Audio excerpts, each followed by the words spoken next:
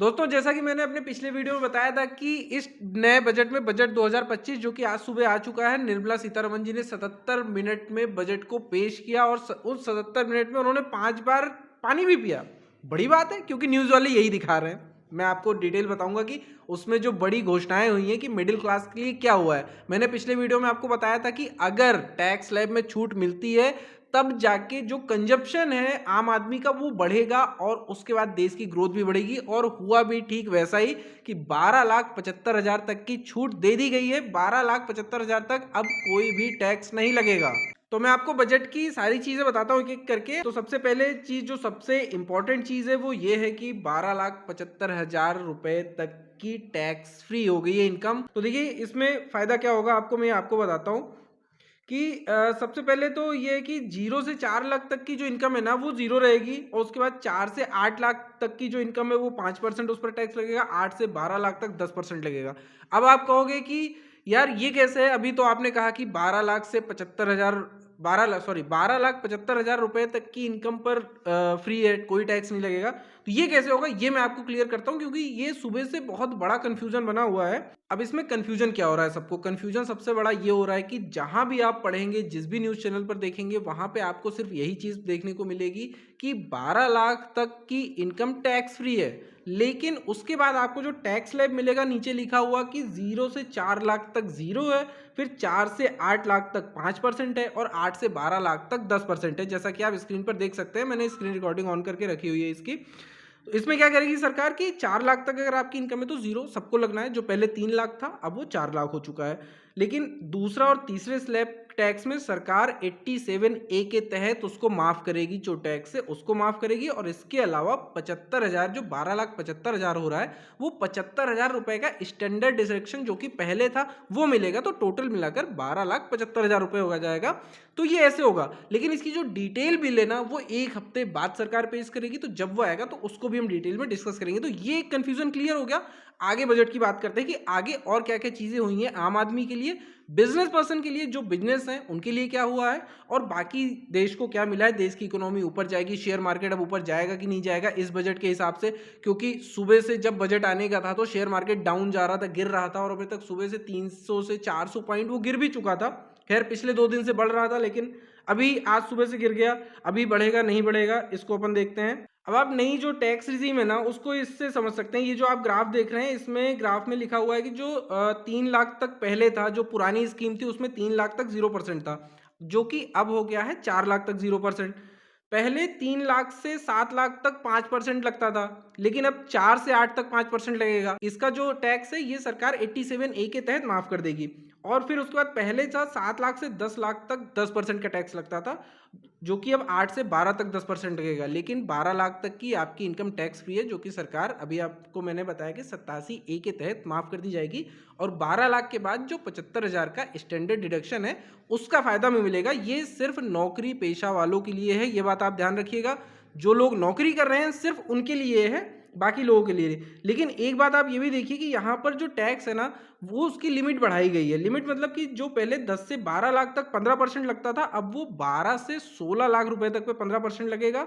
12 से 15 लाख पर पहले 20% लगता था, और जो कि अब 16 से 20 लाख पर 20% लगेगा। तो ये जो अमाउंट का डिफरेंस है ना, इसकी वजह से भी कंजप्शन बढ़ेगा, लोगों के पास पैसे बचेंगे तो लोग उसको मार्केट में इन्वेस्ट भी करेंगे, खर्च भी करेंगे। और जब कंजप्शन बढ़ेगा तो जीडीपी बढ़ेगी, और जब जीडीपी बढ़ेगी तो देश की ग्रोथ बढ़ेगी, और जब देश की ग्रोथ बढ़ेगी तो जाहिर सी बात है कि सबको फायदा होने वाला है, चाहे वो शेयर मार्केट हो या आम आदमी हो, सबको उससे प्रॉफिट होने वाला है, नो डाउट।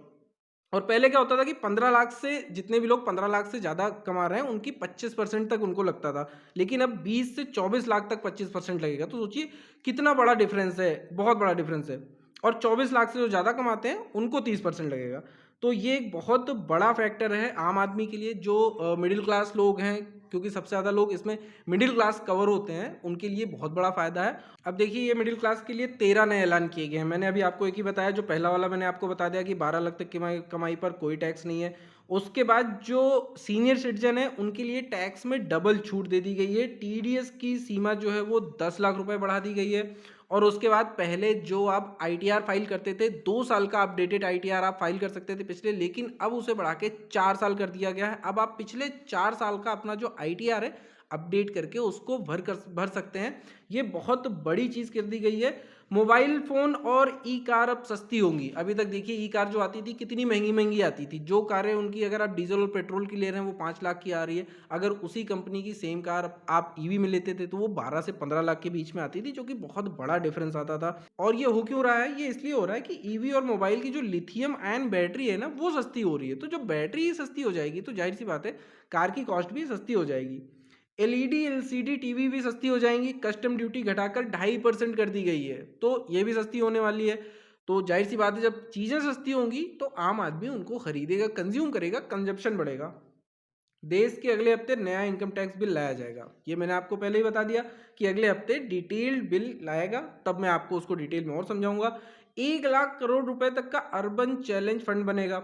शहरी क्षेत्रों में गरीबों की आय बढ़ाने की योजनाएं आएंगी। खैर ये सब तो बात की बात है, कौन सी योजना आनी है नहीं आनी है, लेकिन टैक्स ये जो बजट 2025 आया है इसमें डिटेल्स बताई गई हैं। ये जो हाईलाइट है मैं आपको बता रहा हूँ कि जो बड़ी चीज़ें हुई हैं आम आदमी के लिए जिससे ग्रोथ होने वाली है। जाहिर सी बात है, कहते हैं ना कि इंडिया ग्रोथ स्टोरी, आपने कई सारी वीडियो देखी होंगी, मैंने भी इस पर एक वीडियो बनाई थी। जो ग्रोथ स्टोरी है ना वो यहीं से शुरू होती है, बजट से। क्योंकि बजट जो आता है ना वो ये डिसाइड करता है कि अगले 1 साल या उसके आने वाले टाइम पर ग्रोथ कैसी रहने वाली है। और ग्रोथ में सबसे ज़्यादा फोकस, जो मैंने पिछले वीडियो में भी आपको बताया था, कि अगर इन्होंने मिडिल क्लास पे फोकस नहीं किया, क्योंकि जो मिडिल क्लास है सबसे ज़्यादा टैक्स वही दे रहा है, सबसे ज़्यादा परेशान भी वही है, और अगर मिडिल क्लास को छूट नहीं मिली तो बहुत बड़ा इंपैक्ट पड़ने वाला है। क्योंकि पिछले 4 महीने से जो शेयर मार्केट है वो लगातार गिर रहा था और 12% से ज़्यादा गिर चुका था। हालांकि पिछले 2 दिन से शेयर मार्केट उठ रहा था, 2 दिन से थोड़ा थोड़ा पॉजिटिव में था, आज सुबह से फिर नेगेटिव में है, लेकिन शाम होते होते कुछ भी हो सकता है। पिछली स्कीम जो चल रही थी उसमें 1 लाख जो अधूरे घर थे वो भी पूरे होंगे। 2025 में 40,000 नए मकान हैंडओवर किए जाएंगे। जो गवर्नमेंट घर बना के दे रही है उसमें जो घर हैं वो भी उनके दिए जाएंगे सारे के सारे। और हर घर नल से जल पहुंचाने का जल मिशन कार्यक्रम 2028 तक बढ़ेगा। भाई पिछले कई सालों से ये हर घर जल मिशन चल रहा है, बहुत ही तेज़ी से इसका काम चल रहा है। आपने भी अपने आसपास देखा होगा कि पाइपलाइनें बिछ रही हैं, टंकियां बन रही हैं और पानी सुचारू रूप से चालू किया जा रहा है। क्योंकि ये बड़ा मिशन है, हर घर जल देना है। बहुत सी जगहों पर ये स्कीम पहुंच चुकी है, बहुत से लोगों के यहाँ पानी भी आने लगा है, लेकिन इसमें इतना पूरे देश में ही किया जा रहा है तो बहुत बड़ा ये कार्यक्रम है, तो इसके लिए इसको टाइमिंग इसकी बढ़ा दी गई है। देश की महिलाओं के लिए भी 2 ऐलान किए गए हैं कि जो एससी एसटी की एमएसएमई महिला उद्यमियों के लिए विशेष लोन योजना, इनको अलग से लोन दिया जाएगा। जिसमें क्या नियम आएंगे वो अभी इन्होंने लाना बाकी है, ये आगे बताएंगे तो वो हम आपको डिटेल बताएंगे। और जो पहली बार उद्यमी बन रहे हैं, जो पहली बार कोई बिजनेस शुरू कर रहे हैं, उनको 2 करोड़ का टर्म लोन मिलेगा। ये बहुत बड़ा ऐलान है, क्योंकि पहले लोग फंड की वजह से बिजनेस शुरू नहीं कर पाते थे, लेकिन जो पहली बार कर रहे हैं उनको सरकार 2 करोड़ का टर्म लोन देगी। और जो सीनियर सिटीजन है उनके लिए 6 ऐलान किए गए हैं बजट 2025 में। सीनियर सिटीजन के लिए टैक्स छूट दोगुनी, यानी कि पहले 50,000 रुपये टैक्स छूट थी सीनियर सिटीजन को, अब वो बढ़ाकर 1 लाख कर दी गई है। भाई डबल कर दी गई है, तो इससे भी कहीं ना कहीं प्रॉफिट बहुत ज़्यादा होने वाला है। और जो 36 जीवन रक्षक दवाएं हैं उनको पूरी तरीके से टैक्स फ्री कर दिया गया है। भाई मिडिल क्लास का सबसे बड़ा खर्चा जो होता है ना वो मेडिकल का होता है, क्योंकि हमारे यहाँ की जो सरकारी व्यवस्थाएं हैं, सरकारी अस्पताल में लोग जाते हैं तो वहाँ पर उनको गिनी चुनी दवाएं मिलती हैं। वहाँ के डॉक्टर्स भी जो बहुत बार क्या होता है उनके पास दवाएं अवेलेबल नहीं होती हैं तो वो बाहर से दवा मंगवाते हैं। लेकिन जो बहुत ज़्यादा एक जो तादाद है लोगों की ना, वो प्राइवेट में ही इलाज कराता है, उसको प्राइवेट में ही दवाइयाँ खरीदनी पड़ती हैं, तो उसको बहुत ही महंगा पड़ता था। इसके बाद जो अगली चीज़ की गई है वो कि देश में 200 डे केयर कैंसर सेंटर बनाए जाएंगे। ये बहुत ज़रूरी, क्योंकि आज के टाइम पर लोगों को ये बीमारी बहुत तेज़ी से फैल रही है और ये कहीं ना कहीं हमारी जो दिनचर्या है, हमारा खान पान है, इसकी वजह से भी बहुत फ़र्क पड़ रहा है। तो इसलिए इस पर ध्यान देने की ज़रूरत बहुत ही ज़्यादा है। और एक चीज़ मैं और कहना चाहूँगा कि ये इसलिए भी बहुत हो रहा है कि हम बहुत सारी गलत दवाइयाँ भी यूज़ कर रहे हैं। इंडिया में बहुत सारी दवाइयाँ ऐसी भी यूज़ हो रही हैं जो बहुत सारी कंट्रीज़ में बैन है, उनको यूज़ करना ही बैन है क्योंकि वो हार्मफुल है हमारी सेहत के लिए, लेकिन फिर भी वो इंडिया में धड़ल्ले से बिक रही हैं। खैर मैं उन दवाइयों का नाम नहीं लेना चाह रहा हूँ, ये अलग से टॉपिक है, अगर मैं इस पर बनाऊँ तो आपको पता होगा। अगर आपको नहीं पता तो कमेंट करके बताओ, मैं इस टॉपिक पर भी एक वीडियो ज़रूर बना के ले आऊँगा। फिर इसके बाद जो सबसे इम्पॉर्टेंट चीज़ है, इस देश के किसान, क्योंकि भारत एक किसान प्रधान देश है, क्योंकि यहाँ पर जो किसानी होती है, खेती होती है, उससे भी भारत की जीडीपी में बहुत बड़ा योगदान है। और ये अगर खेती नहीं होगी तो ज़ाहिर-सी बात है खाने पीने की चीज़ें नहीं होंगी। तो एक बहुत ज़रूरी चीज़ ये भी थी कि इसमें भी राहत देना इनको बहुत इम्पोर्टेंट था। तो किसानों के लिए उन्होंने 11 ऐलान किए हुए हैं। सबसे पहला जो बड़ी चीज़ की है कि किसान क्रेडिट कार्ड जो था उसकी लिमिट 3 लाख से बढ़ाकर 5 लाख कर दी है।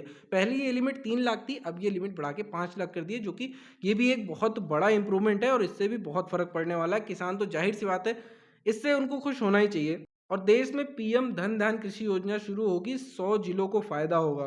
ये धन धान कृषि योजना डिटेल में क्या आएगी, इसके बारे में हम आपको आगे बताएँगे जब ये डिटेल में आ जाएगी। अभी ये सिर्फ हाइलाइट्स मैं आपको बता रहा हूँ। 100 जिले कौन-कौन से होंगे, किन जिलों को फ़ायदा होने वाला है, ये भी बताऊँगा। इसके लिए आप सब्सक्राइब कर लीजिए। डेयरी और मछली पालन के 5 लाख रुपए तक का लोन मिलेगा, जो कि पहले ये कम था। पहले बहुत से लोगों को नहीं भी मिल पाता था, 1 लाख 2 लाख का लोन मिलता था। अब बढ़ा के अगर आप मछली पालन कर रहे हैं तो डेयरी पालन कर रहे हैं तो आपको 5 लाख तक का लोन मिलेगा। 5 लाख बहुत होता है, इसमें आप डेयरी फार्म और मछली पालन आराम से शुरू कर सकते हैं। समुद्री उत्पाद सस्ते हो जाएंगे। कस्टम ड्यूटी पहले 30% थी, उसको घटा के सीधे 5% कर दिया गया है। भाई 25% सीधे सीधे ड्यूटी कम कर दी गई है, कस्टम ड्यूटी। समुद्री उत्पाद सस्ते होंगे। समुद्री उत्पाद कौन से होते हैं? जैसे आप मछली पकड़ने चले गए तो ये मछली, केकड़ा, झींगा, ये जो समुद्र से पकड़ के ले आते हैं मछुआरे, वो होते हैं समुद्री उत्पाद। इस पे 30% पहले ड्यूटी लगती थी, टैक्स लगता था, इन्होंने घटाकर उसको 5% कर दिया है। तो ये बहुत बड़ा डिफरेंस है, 25% सीधे सीधे कम कर दिया है। तो ये 25% जब कम होगा तो जाहिर सी बात है कि आपको प्रॉफिट होना है। वो चीज़ें सस्ती होंगी तो लोग उसको कंज्यूम ज़्यादा करेंगे, खर्चा ज़्यादा करेंगे। इसके बाद अंडमान निकोबार और गहरे समुद्र में मछली पकड़ने को बढ़ावा मिलेगा। ठीक है, ये हो ही गया है। बिहार के किसानों की मदद के लिए मखाना बोर्ड का गठन होगा। मखाना बोर्ड का गठन ये पहली बार हो रहा है, पहले कभी मखाना के लिए नहीं हुआ था। और मखाना के जो रेट है हाल ही में भी पिछले 5-6 महीने में या तो पिछला साल अगर आप ले सकते हैं तो मखाना के रेट बहुत ज़्यादा बढ़ गए हैं। यानी कि मखाना अगर आप अभी लेने जाओगे तो लगभग 1500 रुपये किलो मिल रहा है मार्केट में। तो इसके भी लिए होगा क्योंकि जाहिर सी बात है इसका उत्पादन कम हुआ है। उत्पादन क्यों कम हुआ है? क्योंकि जो जाहिर सी बात है जो किसान इसको उत्पाद कर रहे थे, क्योंकि एक तालाब में होता है, तो जो उनको उगा रहे थे, जो इसकी खेती कर रहे थे, उनको कमाई नहीं हो पा रही थी। वो अपना जीवन यापन नहीं कर पा रहे थे, घर नहीं चला पा रहे थे। तो ये छोड़कर वो दूसरे काम करने लगे। तो इसके लिए जब मखाना बोर्ड का गठन होगा तो उन्हें भी फंड दिया जाएगा, उनको सहायता दी जाएगी या अलग अलग चीज़ें की उनको सर्विसेज दी जाएंगी और इसको उत्पादन में बढ़ावा मिलेगा, जिससे कि मार्केट में ही अवेलेबल हो सके हमेशा और इसकी कीमत भी कम की जा सके। मिथिलांचल में पश्चिमी कोशी नहर परियोजना शुरू होगी। 50,000 हेक्टेयर क्षेत्र में किसानों को फायदा होगा। ये बहुत चीज़ है क्योंकि सिंचाई के लिए पानी की बहुत ज़रूरत है। दालों में आत्मनिर्भरता हासिल करने के लिए 6 साल का मिशन। ये भी बहुत इंपॉर्टेंट चीज़ है क्योंकि दाल महंगी होती क्यों जा रही है? क्योंकि उसका प्रोडक्शन कम हो रहा है। लोग दालें बो कम रहे हैं क्योंकि बहुत सी जगह ऐसी है, जैसे कि जहाँ पर मैं रहता हूँ यहाँ भी जब मैं छोटा था तब देखता था कि हमारे आसपास के एरिया में हर जगह दालें उगाई जाती थी, खेतों में दालें लगाई जाती थी। लेकिन पिछले 15 साल से मैं देख रहा हूँ मेरे एरिया के लगभग 20-25-30 किलोमीटर के एरिया में मैंने कहीं भी दाल की खेती होते नहीं देखा है। सिर्फ और सिर्फ गेहूं और धान की खेती होती है, बहुत ज़्यादा चने की खेती हो जाती है। पहले हमारे इधर गन्ने और दाल की खेती होती थी, वो अब नहीं हो रही है। तो ये बहुत बड़ा इम्पैक्ट है इसके लिए, क्योंकि अगर मेरे आसपास नहीं हो रही तो बहुत सी जगहों पर ऐसा होगा। कुछ ही जगह हैं जहाँ पर दालों का उत्पादन हो रहा है, खेतों में ये लगाए जा रहे हैं। इसलिए इसको भी बढ़ावा देना बहुत ज़रूरी है, नहीं तो ये दाल महंगी होती चली जाएगी। और सबसे ज़्यादा लोग दाल ही यूज़ करते हैं घर में, वो कुछ भी बना ले दाल ज़रूर बनती है। तो दाल हमारी रोज़ के खाने का हिस्सा है और एक प्रोटीन का बहुत बड़ा सोर्स भी है।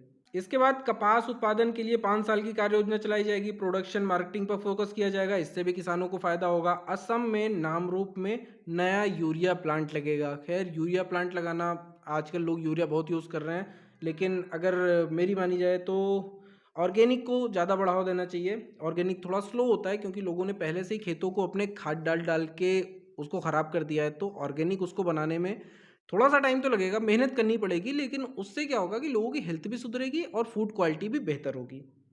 इसके बाद जो सबसे इंपॉर्टेंट है, जो देश का युवा है, देश के युवाओं के लिए 11 चीज़ें की गई हैं, 11 ऐलान किए गए हैं बजट 2025 में। अब ये ऐलान कौन कौन से हैं? सबसे पहला है स्टार्टअप के लिए 10,000 करोड़ रुपए का फंड बनेगा। दोस्तों, जब से भाजपा सरकार आई है ये स्टार्टअप पे बहुत फोकस कर रही है और पिछले कई सालों में बहुत ज़्यादा स्टार्टअप हुए हैं, लोग नए नए बिजनेस खोल रहे हैं, नए नए स्टार्टअप कर रहे हैं। तो इसके लिए 10,000 करोड़ का फंड बनाया गया है स्टार्टअप को फंडिंग देने के लिए।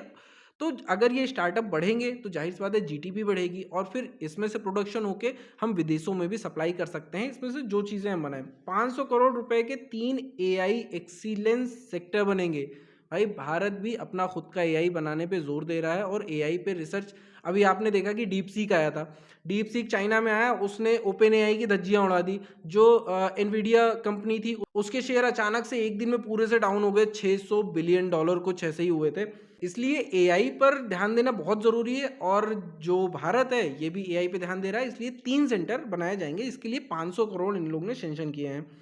मेडिकल एजुकेशन में अगले 5 साल में 75,000 सीटें बढ़ेंगी। ये भी बहुत अच्छी बात है, क्योंकि हमारे देश का युवा जो है वो पढ़ाई करने के लिए यूक्रेन जाता था, यूक्रेन में लड़ाई होने लगी, उसके बाद कहीं चाइना जा रहा है, कहीं जापान जा रहा है, लेकिन वहाँ से जब वो पढ़ के आता था तो उसकी वैल्यू नहीं होती थी। अब वो वहाँ क्या पढ़ाते थे ये तो मुझे नहीं पता, लेकिन वहाँ से जो भी मेडिकल के स्टूडेंट्स आते थे यहाँ पर, उनको यहाँ पर पहले पढ़ाई फिर से करनी पड़ती थी।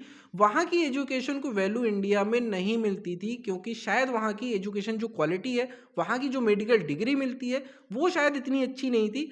मैं दावे के साथ नहीं कह सकता हूँ, लेकिन जो मैंने देखा है, जो लोगों से मैंने पता किया है, जो हॉस्पिटल्स में मैंने देखा है, आपने भी देखा ही होगा कि वहाँ की डिग्री की वैल्यू यहाँ पर इतनी ज़्यादा नहीं है। तो इंडिया में जब सीटें बढ़ जाएंगी तो हो सकता है यहाँ के लोग बाहर ना जाएं, क्योंकि जब स्टूडेंट्स बाहर जाते हैं तो उनको लोन लेना पड़ता है, उनके ऊपर एक बर्डन रहता है, वहाँ पे रहने का खर्चा अलग, सारे खर्चे जो होते हैं उनके परिवार के ऊपर वो बढ़ ही जाते हैं। मेडिकल कॉलेजों में भी 10,000 सीटें बढ़ेंगी। देश में 23 आईआईटी में 6500 सीटें बढ़ाई जाएंगी। ये भी युवाओं के लिए बहुत ही अच्छी बात है, उनको बाहर नहीं ढूंढना पड़ेगा, अपने देश में उनको पढ़ाई के लिए कॉलेज में जगह मिल जाएगी। देश में ज्ञान भारत मिशन शुरू होगा, 1 करोड़ मैन्युस्क्रिप्ट का डिजिटलाइजेशन किया जाएगा। पटना आईआईटी में हॉस्टल सुविधा बढ़ाई जाएगी। Make in India make for world को बढ़ावा दिया जाएगा। ये वही है कि जो स्टार्टअप में बढ़ावा देंगे, तो मेक इन इंडिया यानी कि इंडिया की बनी चीज़ों को पूरे वर्ल्ड में भेजा जाएगा। तो इस पर सबसे ज़्यादा जोर है, क्योंकि जब हम अपने यहाँ की चीज़ों को एक्सपोर्ट करते हैं ना, तो उससे जीडीपी बढ़ती है।